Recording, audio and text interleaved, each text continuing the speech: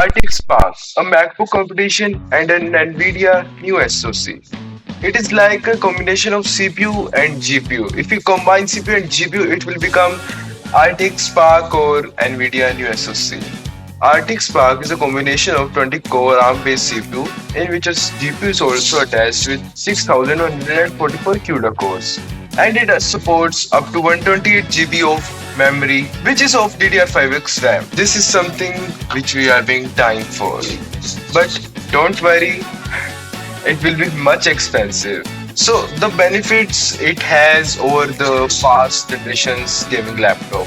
It has all the battery life with the gaming performance. It can do all tasks like editing, gaming, AI models, and the gaming on RTX Sparks will be a lot times better than past gaming laptops. So if you talk about some upcoming gaming laptops with RTX Spark, firstly, professional one is Microsoft Surface Book Ultra. Yes, it will be under 2 kgs and there will be 20 core CPU. If you compare it to MacBook M5 Max, MacBook M5 Max contains only 18 cores, but this RTX Spark in Microsoft Book Ultra will contain 20 core.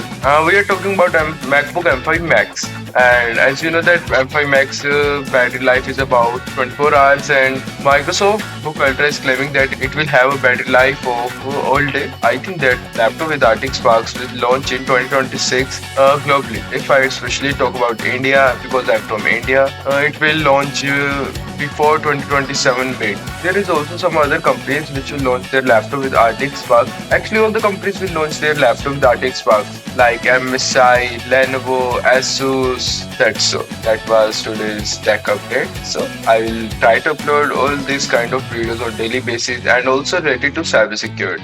So bye bye.